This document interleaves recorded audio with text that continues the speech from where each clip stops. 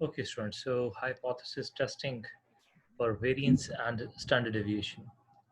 So when we try to do hypothesis testing for variance or standard deviation, we use chi-square test. So chi-square curves, they are a separate family of the curves who are based upon the positive skewness. They have different kind of positive skewness, again depending upon the degrees of freedom. So they will be used for the testing of variance and standard deviation. तो अभी हम जो है वो standard deviation testing करेंगे variance की hypothesis testing. तो इसके जो स्टेप्स हैं उसमें पहला स्टेप ये है कि आप काई स्क्वायर की क्रिटिकल वैल्यू फाइंड आउट करें. ठीक है, जो काई स्क्वायर की आपके पास एक कर्व होगी उसमें जो क्रिटिकल वैल्यूज़ हैं जो रिजेक्शन रीजन को एक्सेप्टेंस रीजन से डिफ्रेंशिएट करते हैं उन वैल्यूज़ को फाइंड आउट करें. तो काई स्क्वायर में हमारे पास एक लेफ्ट की वैल्यू होती है और एक काई स्क्वायर राइट की वैल्यू होती है. ठीक है, तो ये इसको कैसे फाइंड आउट करते हैं ये हमने कॉन्फिडेंस इंटरवल में भी देखा था, यहाँ पे रिपीट भी करते हैं. First of all you have to specify the level of significance. Again आपका लेवल ऑफ सिग्निफिकेंस क्या है. अगर आपका कॉन्फिडेंस इंटरवल 95% का है तो अल्फा शुड बी 5%. और अगर आपका कॉन्फिडेंस इंटरवल 99% का है तो अल्फा शुड बी 0.01. सो 0.05 या फिर 0.01 जो भी आपका अल्फा लेवल है पहले उसे आइडेंटिफाई करना है. उसके बाद आप degrees of freedom find out करते हैं which is your sample size -1. अगर आपका सैम्पल साइज 51 है तो 51 - 1 इज इक्वल टू 50. तो 50 आपका n-1 यानी डिग्रीज ऑफ फ्रीडम है जिसको यूज़ करके आप टेबल में काई स्क्वायर डिस्ट्रीब्यूशन के टेबल में देखते हैं और काई स्क्वायर डिस्ट्रीब्यूशन की values critical values find out करते हैं. अगेन यहाँ पे ये होगा कि अगर आपके पास वन टेल टेस्ट है तो आप जो टेबल में क्रिटिकल वैल्यू देखेंगे उसी को यूज़ करेंगे. अगर टू टेल टेस्ट है तो आप अपने अल्फा को 2 पे डिवाइड करेंगे. ठीक है, तो काई स्क्वायर टेस्टिंग के लिए आपके पास लेफ्ट और राइट दो वैल्यूज़ होती हैं. फॉर एग्जांपल आपका अल्फा है 0.05 तो n-1 आपका क्या है 50.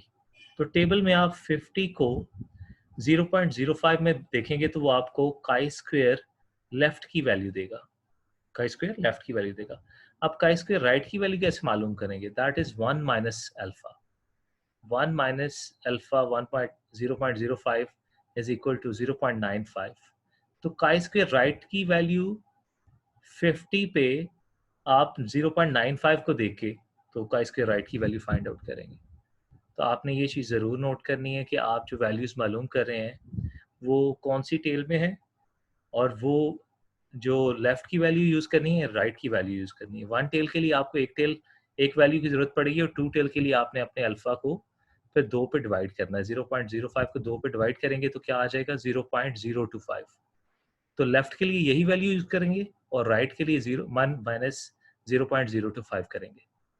तो ये आपके पास आई थिंक 0.975 आएगा. तो ये यूज़ करेंगे राइट की वैल्यू के लिए. तो टेबल में इस तरह से वैल्यूज़ देखनी है आपने.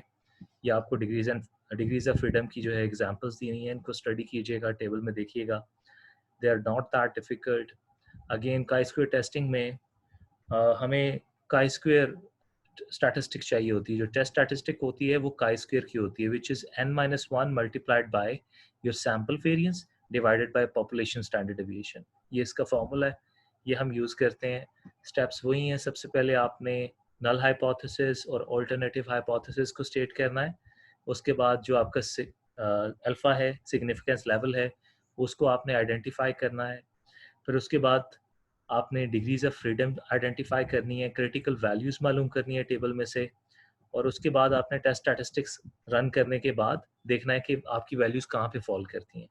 Again same procedure, only the formula and the table is different. Procedure hypothesis testing का वही है. एग्जाम्पल देखते हैं एक. A college professor claims that the standard deviation of a student for students taking a statistic test is less than 30. तो आप statement को पढ़ के बता सकते हैं कि हाइपोथेसिस जो है वो वन टेल है या टू टेल. लेस देन का मतलब ये है कि लेफ्ट टेल में आप टेस्ट करेंगे और ये वन टेल टेस्ट है. So standard deviation for students taking a statistics test. तो यहाँ पे क्योंकि स्टैंडर्ड डिविएशन की बात की गई है, तो हम कौन सा टेस्ट यूज़ करेंगे? काई स्क्वायर टेस्ट यूज़ करेंगे। So 10 test are randomly selected.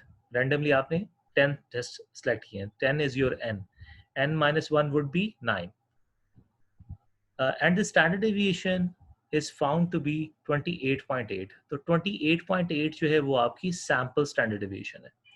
Test this professor's claim at alpha 0.01। सो आपने वन टेल टेस्ट करना है। अब लेस देन का मतलब है कि लेफ्ट टेल टेस्ट है। ये लेस देन का मतलब क्या है? Left tail test. तो लेफ्ट टेल टेस्ट के लिए आप काई स्क्वायर की 0.01 की वैल्यू ही यूज करेंगे। सो n-1 9 में जो काई स्क्वायर का टेबल है वहां पे 0.01 की वैल्यू को आप देखेंगे। सो फर्स्ट स्टेप में आप हाइपोथेसिस लिखते हैं, और यहाँ पे हाइपोथेसिस कैसे लिखेंगे? यहाँ पे हाइपोथेसिस लिखेंगे H not is equal to H not colons sigma, क्योंकि यहाँ पे हम क्या टेस्ट कर रहे हैं? Standard deviation. तो sigma is at least less greater than equal to 30, and H alternative colons sigma is less than 30, क्योंकि उसका क्लेम ये है सिग्मा लेस देन 30। तो क्लेम क्योंकि आपका ऑल्टरनेटिव हाइपोथेसिस है तो उसके साथ हम लिखेंगे क्लेम। ये आपका पहला स्टेप है, आपने ये हाइपोथेसिस स्टेट करने हैं। उसके बाद आपने n-1 को डिग्रीज ऑफ फ्रीडम को देखना है। 9 है जो कि अल्फा 0.01 में। तो आपके पास टेबल से काई स्क्वायर की वैल्यू आएगी। तो टेबल से आपको काई स्क्वायर की वैल्यू मिलेगी 2.088। 2.088। आप टेस्ट स्टैटिस्टिक रन करें, काई स्क्वायर का फॉर्मूला यूज करें। n-1 is 9, 10-1 multiplied by s square, यानी कि आपकी जो सैंपल स्टैंडर्ड डेविएशन है 28.8, उसको आप स्क्वायर करेंगे तो वेरिएंस आ जाएगा उसका, डिवाइड बाय पॉपुलेशन वेरिएंस। 30 है पॉपुलेशन की स्टैंडर्ड डेविएशन, उसका स्क्वायर लेंगे तो वेरिएंस आ जाएगा। तो आपके पास क्या वैल्यू आई? 8.29। तो आप यहाँ पे 8.29 को प्लॉट करेंगे तो वो एक्सेप्टेंस रीजन में, ये ब्लू वाले रीजन में फॉल करेगी। तो आपका जो H नॉट है उसे आप रिजेक्ट नहीं कर सकते क्योंकि रिजेक्शन रीजन में वैल्यू नहीं आ रही। ठीक है, तो ये ट्रेडिशनल मेथड है। अब यहाँ पे एक और एग्जांपल है। यहाँ पे देखें कि there is a local balloon company. एक बैलून कंपनी है, बैलून्स बनाती है। क्लेम क्या करती है? That the variance. वहाँ पे स्टैंडर्ड डेविएशन का क्लेम था तो हमने स्टैंडर्ड डेविएशन को स्क्वायर किया था। यहाँ पे उसने हमें वेरिएंस दिया हुआ है तो इसको स्क्वायर करने की जरूरत नहीं पड़ेगी। For the time it's helium balloon will stay afloat is 5 hours. 5 घंटे तक वो वेरिएंस जो है उसका है। अब यहाँ पे उसने लेस देन या मोर देन की बात नहीं की। यहाँ पे उसने कहा है कि ये दे स्टे अफ्लोट, हवा में रहते हैं 5 घंटे तक। तो 5 घंटे से कम भी हवा में रह सकते हैं, 5 घंटे से ज़्यादा भी रह सकते हैं। तो this is a two tail test. उसके बाद वो कहता है कि आर डिसग्रंटल्ड कस्टमर, एक अनसेटिस्फाइड कस्टमर जो है wants to test this claim, वो ये क्लेम टेस्ट करना चाहता है। She randomly select 23 customers and find that the variance of the sample is 4.5 seconds। तो उसने 23 कस्टमर सेलेक्ट किए जिन्होंने बलून्स परचेज किए और देखा कि वेरिएंस है 4.5 seconds. At alpha 0.05 does she have enough evidence to reject the company's claim। अच्छा, यहाँ पे सबसे पहले आपने हाइपोथेसिस लिखना है। टू टेल टेस्ट है तो वेरिएंस को टेस्ट कर रहे हैं, स्टैंडर्ड डेविएशन को नहीं टेस्ट कर रहे, तो सिग्मा स्क्वायर यूज करेंगे। H not sigma square is equal to 5, ये उसका क्लेम है कंपनी का। उसके बाद H alternative sigma square is not equal to 5, so this is a two tail test, which means कि आप अल्फा वैल्यू को 0.05 को 2 पे डिवाइड करेंगे। तो आप देखें यहाँ पे 2 पे डिवाइड किया है, हाफ वैल्यू राइट टेल में है और हाफ वैल्यू लेफ्ट टेल में। सो n-1 क्या है? n हमारा 23 है, n-1 इज इक्वल टू 22। तो आप 22 को पहले देखेंगे 0.025 में, तो आपको लेफ्ट टेल की काई स्क्वायर की वैल्यू मिल जाएगी, काई स्क्वायर लेफ्ट की। फिर आप 1 माइनस 0.025 करेंगे विच इज 0.975। तो आप 22 को 0.975 में देखेंगे तो आपको काई स्क्वायर राइट की वैल्यू नजर आ जाएगी। तो ये दोनों क्रिटिकल वैल्यूज आपने मालूम कर ली। यहाँ पे क्रिटिकल वैल्यूज ये आ रही हैं, जो लेफ्ट साइड पे आ रही है वो 10.982 है और जो राइट साइड पे आ रही है वो है 36781। तो ये दो क्रिटिकल वैल्यूज आपके पास आ गए। ये क्रिटिकल वैल्यूज बहुत ज़रूरी हैं। उसके बाद फॉर्मूला यूज़ करेंगे। अच्छा, एक चीज़ मैं यहाँ पे आपको बताता चलूँ, क्वेश्चन में गलती है। गलती ये है कि ये आवर्स नहीं है, ये सेकेंड्स है। ठीक है, या ये सेकंड्स है या फिर ये आवर्स है, दोनों का यूनिट सेम होना चाहिए। ठीक है, यहाँ पे उसने 2 डिफरेंट यूनिट्स लिखे हुए हैं। सेकंड आई थिंक जो बलून्स हैं they stay for hours in the air, so हम कह सकते हैं कि ये जो सेकंड्स लिखा है ये गलत है, यहाँ पे आवर्स होना चाहिए क्योंकि दोनों के यूनिट सेम होने चाहिए, अदरवाइज हम सेकंड्स को फिर आवर्स में कन्वर्ट करेंगे। तो यूनिट सेम होने चाहिए दोनों वेरिएंसेस के। तो what happened to this, let me see, screen sharing off हो गई है। Okay, so once you do this, आप टेस्ट स्टैटिस्टिक कैलकुलेट करते हैं और टेस्ट स्टैटिस्टिक जो है उसमें n-1 और sample variance divide by population variance, उसकी आपकी वैल्यू आई है 19.8। तो 19.8 अगेन आपके एक्सेप्टेंस रीजन में है, रिजेक्शन रीजन में नहीं है, तो आप इसको एक्सेप्ट कर लेंगे, आप H0 को रिजेक्ट नहीं करेंगे। ठीक है, आप कहेंगे कंपनी का क्लेम जो है वो ठीक है, जो थोड़ी बहुत चेंजेस आई हैं सैम्पल में वो चांस की वजह से हैं, उसमें कोई ख़ास वेरिएबल इन्वॉल्व नहीं है, वो they are only due to chance. तो इसके साथ ही आपका ये चैप्टर जो है ये दी एंड होता है। इसमें एक टॉपिक जो कि मैंने डिस्कस नहीं किया, और वो मैं डिस्कस इसलिए नहीं करता क्योंकि मैंने आपको पिछला चैप्टर कॉन्फिडेंस इंटरवल का पढ़ाया था, ये चैप्टर आपको पढ़ाया है हाइपोथेसिस टेस्टिंग का।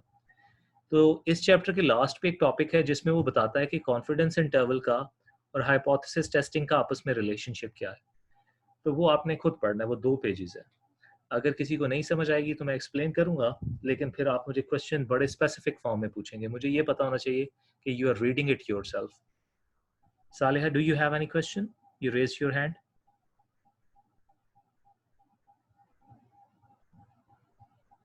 क्वेश्चन है कोई? Please if you have any question. Sir ji ji sir जैसे हम जी की वैल्यू के लिए एक कैलकुलेटर था ऑनलाइन, तो ये टी और इसकी वैल्यू के लिए भी मिल सकता है, काई बिल्कुल स्क्वायर है, की वैल्यू के लिए भी, एक्स जेड स्क्वायर की। स्टैटिस्टिक के लिए, टी तो सर स्टैटिस्टिक के लिए, काई स्क्वायर टेस्टिंग के लिए कैलकुलेटर्स भी हैं।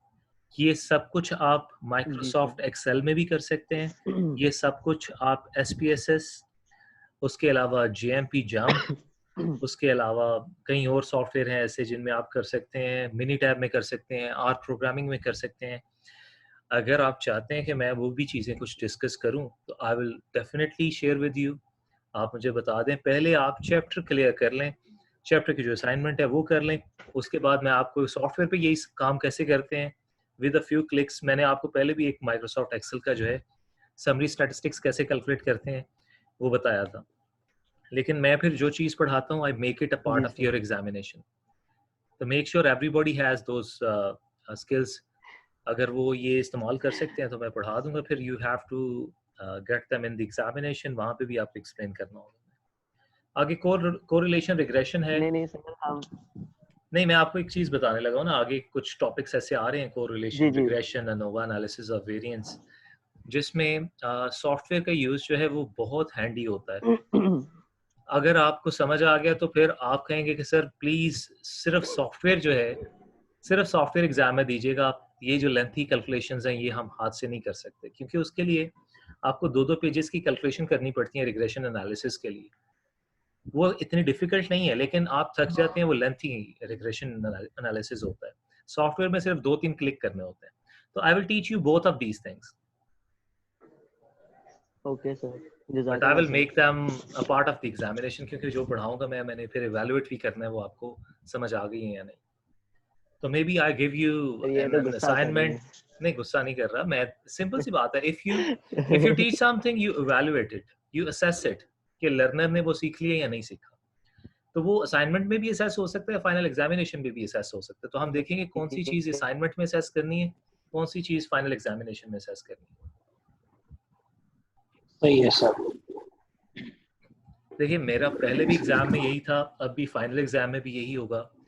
इफ आई हैव 122 स्टूडेंट्स, तो I make 122 different data banks, और वो 122 डेटा बैंक्स आपके पास अवेलेबल होंगे, उन्हीं अपने स्पेसिफिक डेटा बैंक को यूज़ करके आपने क्वेश्चंस को सॉल्व करना है। मीन कैलकुलेट करना, वेरिएंस कैलकुलेट करना, ये आपको माइक्रोसॉफ्ट एक्सेल पे आना चाहिए। अगर मैं आपको एक्सेल पे डेटा देता हूँ तो सिंपली 2 क्लिक करके आप उसका वेरिएंस, उसका स्टैंडर्ड डेविएशन जो है वो मालूम कर लें। ये चीज़ मैंने पहले एक्सप्लेन की हुई है, I will share that video again with you guys, ताकि आप पेपर पे उसको 15 मिनट या 20 मिनट लगा के वो ज़ाया ना करें टाइम।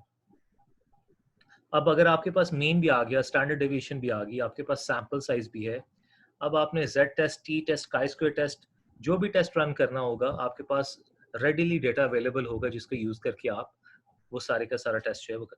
अब जब मैं असाइनमेंट दूंगा आपको, इंशाल्लाह उसमें आपको काफ़ी समझ आ जाएगी इस चीज़ की। ठीक है,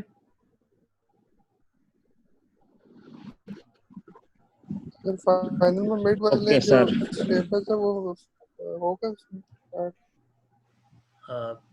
बच्चे मैं अभी कुछ नहीं कह सकता, रीज़न बेइंग कि अभी मिड टर्म के बाद मैंने आपको एक चैप्टर पढ़ाया, तो लेट मी टीच यू। इंशाल्लाह फाइनल से पहले, फाइनल 24th को है, तो 20th को हम ये डिस्कस करेंगे कि क्या इंक्लूडेड और क्या इंक्लूडेड नहीं है, क्या हमने पहले असेस कर लिया हुआ है और उसको हम बार बार असेस नहीं करेंगे, लेकिन जो चीज़ हम असेस नहीं कर रहे उसको हम फाइनल एग्जामिनेशन का हिस्सा बनाएंगे। But it is too early to tell you कि what I am including and what I am excluding.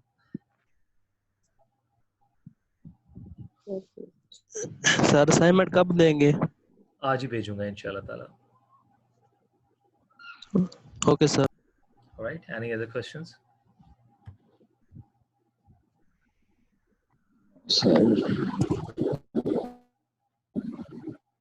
Ji,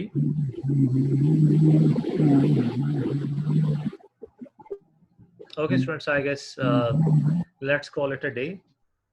Have a good week from today. Thank you very much for joining this session. Take care. Allah Hafiz.